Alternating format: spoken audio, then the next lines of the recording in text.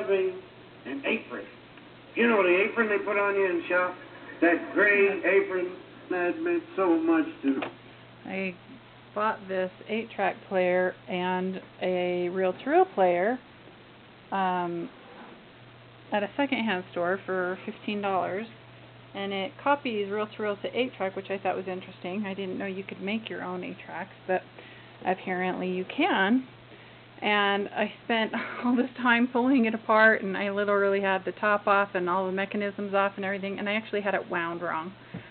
So this is my third reel-to-reel player because I'm transferring a lot of family audio reel-to-reel to computer, and I found this Bill Cosby tape, and I just thought it would be fun to listen to, so we've been listening to it just for the fun of it on this spare one that's not hooked up to the computer yet.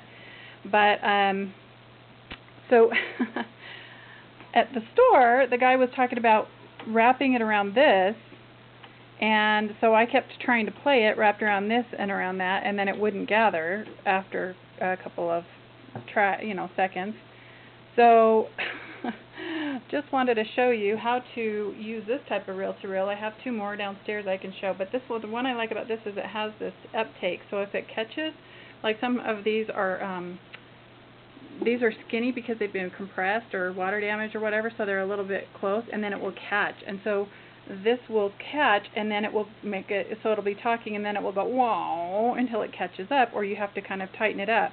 But this has this little catch gauge thing that was really handy to have. You can put it aside over here and lock it unless you want it, and then you can flip it back. This has the 4 tracks, 2 on each side, so you can do stereo or mono. So this is just on track 1, and then so then you just take it and you just loop it through. I don't have the bottom on. The bottom goes here like this, but you just kind of set it in, and then it comes up and it goes through there, which I did not know. And I took this whole thing off, the whole top off, all these knobs off, everything. Cleaned it, cleaned the heads, used a little bit of steel wool and alcohol to kind of scrub them because there's a little bit of rust because it'd been out in a garage or something. And then, so it goes through there, and then you loop it around. And it has these little rubber things. When you stand it up like this, normally it's flat, but you can put these on and it will keep them on tightly. But I've just had it up so you could see it clearly. Anyway, I have 2 other types, and I'm showing on my video how to record reel-to-reel and cassettes to computer and make WAV files or audio files for family history that you can share or put over a video. We have a bunch of 8mm movies that it would be fun to have this play while you watch the movies or a slideshow. So keep tuned. My blog is thesecretisgratitude.com, and my YouTube channel is The Secret is Gratitude, and I will show different things about that, and there's a lot on there about family history already because I've been doing it for years as far as scanning pictures and transferring 8mm over and slides over negatives and things like that. So anyway, very simple to use, you would think. It goes through there, not around this. This is for fast forwarding and rewinding, I'm guessing. But I could be wrong. I don't know what that's for. Maybe it goes down like this and goes up, but it's playing the way that it is, so I'm kind of happy about it. So maybe I should try that and see how that plays. Let's see. Let's try that.